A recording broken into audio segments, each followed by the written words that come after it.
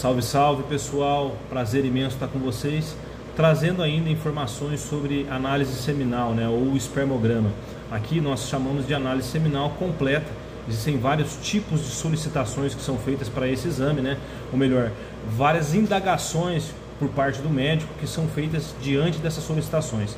Existem aqueles, como a gente falou, pós-vasectomia, por exemplo, onde a gente precisa avaliar se há ou não a presença de espermatozoides. Diante da presença nessas condições, a gente tem que avaliar quantos estão vivos, a quantidade deles, tá certo? Basicamente isso.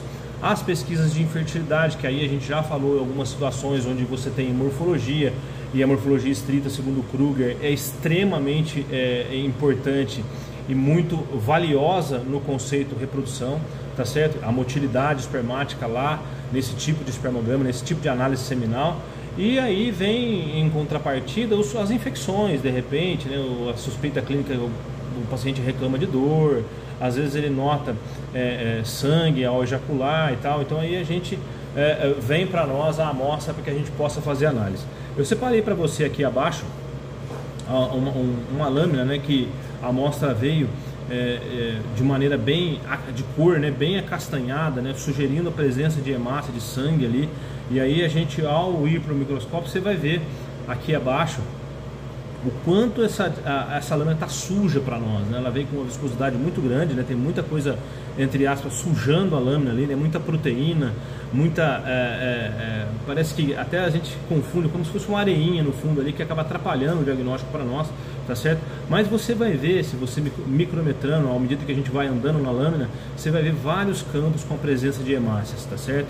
Então essas hemácias estão de maneira íntegra, né, mostrando um sangramento entre aspas vivo aí, que a gente vai avaliar de que maneira? Contando essas hemácias. Então eu vou fazer um preparado, tirar essa viscosidade, e aí a maneira de tirar eu vou explicar para você como fazer isso.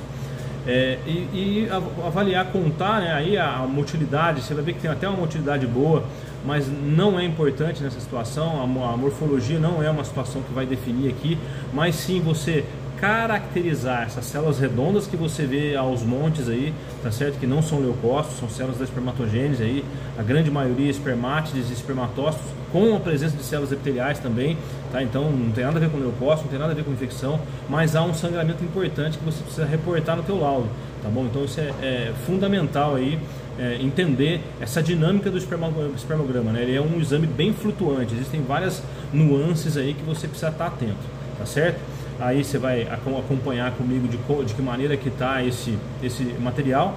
A gente, para tirar a viscosidade, eu aspiro ele, literalmente isso, aspiro o material todo numa seringa de 5 ml com agulha. Eu vou aspirar ele e vou soltar várias e várias vezes. Para que ele vai quebrar essas proteínas aí, tudo vai tirar a viscosidade, difícil de trabalhar, e vai ficar mais fácil para mim fazer a análise, como montar a lâmina, montar o jogo de lâminas para fazer a análise, tá certo?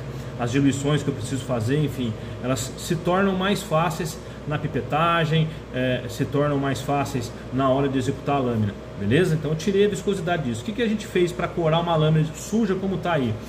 Além de tirar a viscosidade, eu tirei a viscosidade, diluí ela em água, né, água deionizada, fiz uma diluição lá 1:5 na água, diluí bastante. E depois disso eu lavei esse conteúdo com soro fisiológico, tá? Então a água aí teve a função de parar o espermatozoide, eles se pararam, deixei lá em repouso por alguns minutos, parou o espermatozoide para que eu possa fazer uma análise geral da lâmina e não atrapalhar para mim, e depois vim lavando esse material com soro fisiológico. Como é que lavar? Pega um tubinho de can, a alíquota, completa com soro fisiológico até a porção dos 4 ml ali, centrifuga em rotação de 2.500 no máximo aí por 4 minutinhos, centrifugou, tira esse sobrenadante por 3 vezes. Depois disso, deixa só o fundinho e aí você vai fazer a análise em cima desse material, tá certo? Você vai ver como é que vai mudar completamente essa sujeira aí. Você vai ver um material mais claro, mais fácil de ver. E na morfologia, principalmente na coloração do Leishman que nós fizemos aqui depois, foi justamente para, de fato, comprovar a hemácia lá, mostrar a hemácia, a presença da hemácia, e principalmente definir aquilo que não era leucócito.